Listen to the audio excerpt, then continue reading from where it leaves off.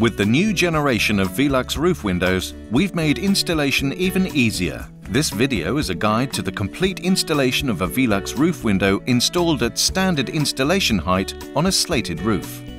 Today, we'll be installing a GGL MK043070 Pine Center Pivot roof window with an EDL MK04 flashing, a BDX insulation collar and a BBX vapor barrier. The first difference you'll notice when installing new generation Velux roof windows is that the method of opening the box has changed. To open the box, simply lay it flat on the floor, depress the tabs and pull the flaps loose. These are then folded back and the box can be flattened down and used as a solid base to work from.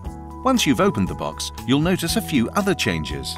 The window box now only contains the installation brackets, which can be found in a pack at the base of the window, and the hood section, which is contained in a box at the top of the window. The cover parts, which were previously supplied with the window, are now supplied with the flashing kit, so that you'll have them when you need them. Also, the Part 5 flashing parts are now pre-installed on the window. The installation instructions have also changed. These now offer alternatives depending on the color-coded square found on your Velux flashing kit. They also feature QR codes to link you to useful installation videos. As we're using an EDL flashing, which has a red-colored square, we'll follow the instructions on the red section of the fitting guide. The next stage is to remove the sash from the frame for ease of handling. The method for carrying this out has also been improved. Firstly, stand the window upright and remove the wedge-shaped polystyrene blocks, which can be discarded. Next, engage the control bar by pushing it upwards and inwards until it clicks into place. The sash can now be opened, and the polystyrene blocks on the face of the control bar should be removed, turned around, and placed on the bridge piece at the top of the sash for protection. Now, fully rotate the sash and rest the window on the polystyrene blocks, with the frame at an angle. The buttons on the hinges should now be depressed to disengage the sash from the frame, and the frame lowered onto the ground. The sash can now be left in a safe place until we need it later. Next, the opening for the window should be established to the correct size. The width of the opening should be between 40 and 60 mm greater than the width of the window itself. The bottom brackets of the window are installed onto one of the existing Slate battens. Choose which of these battens you wish to use. One of the Slate courses should line up 105 mm below the top edge of this batten. Now measure a distance upwards from the bottom batten on which the window will be installed, which is the height of the window plus 45 mm. This is where the top installation batten should be positioned, making sure that it overhangs the width of the opening by 100 mm each side. The course of slates below the window should now be removed. Excess felt should now be trimmed back and folded over the surrounding timbers to provide additional waterproofing. Now we will assemble the BDX insulation collar, the box of which also includes an underfelt collar. The corners of the BDX clip together as shown. Then it's lifted into position in the window opening, ready for the frame to be installed. Next, we need to fix the brackets to the window, following the instructions in the red section of the fitting guide. You'll notice a red and blue line running down the side of the window. These indicate where the brackets should be fitted, dependent on the color code of the flashing that you're using. With our EDL flashing, the brackets should be fitted at the red line level. As we can see from the instructions in red line installations, the brackets are fitted to the sides of the window at the top and bottom. The pre-drilled pilot holes will help you position the brackets correctly. These are now fitted using the screws supplied in the bracket box.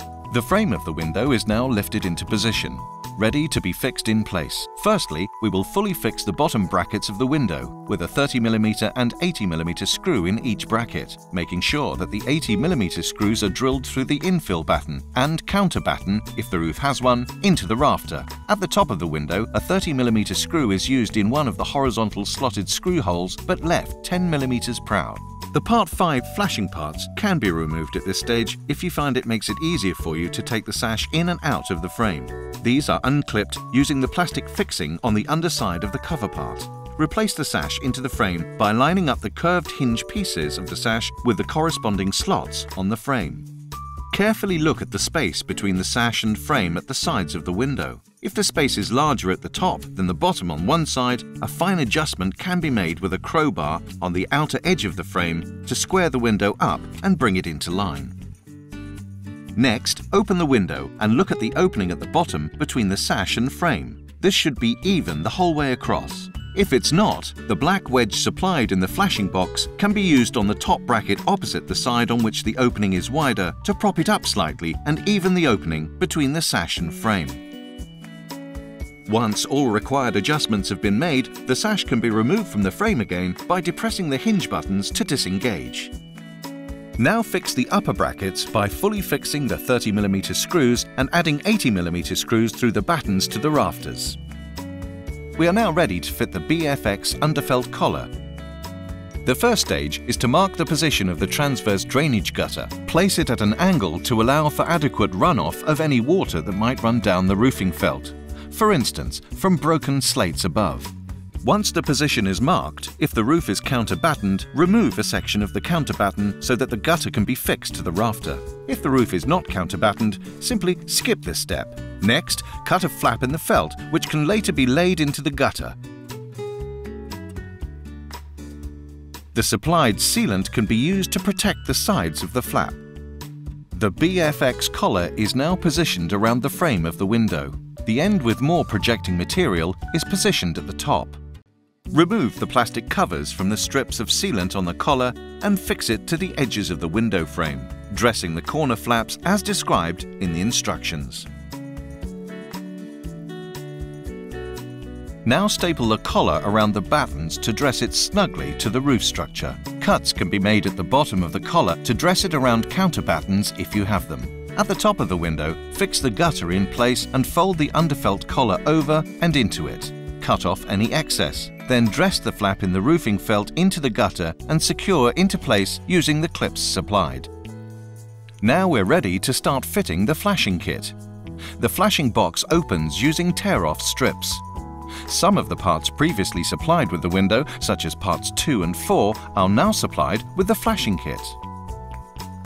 Having replaced the course of slates directly beneath the window, take flashing part 1, the bottom apron, and place it in position.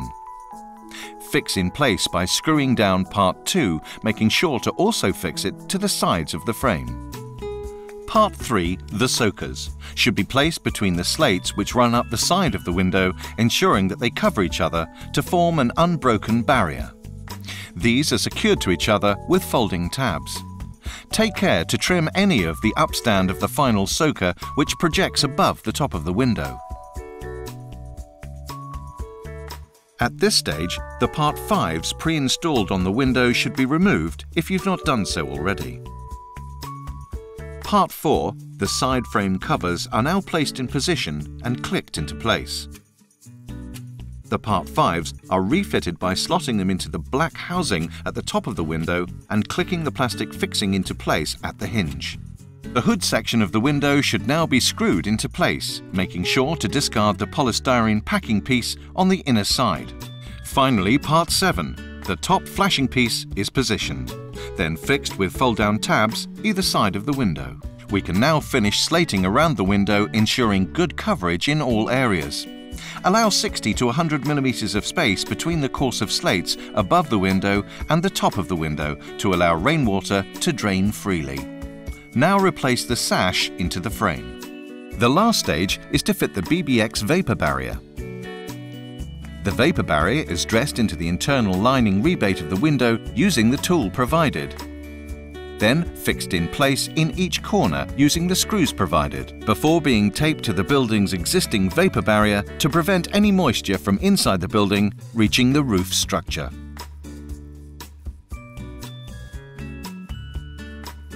The installation is now complete.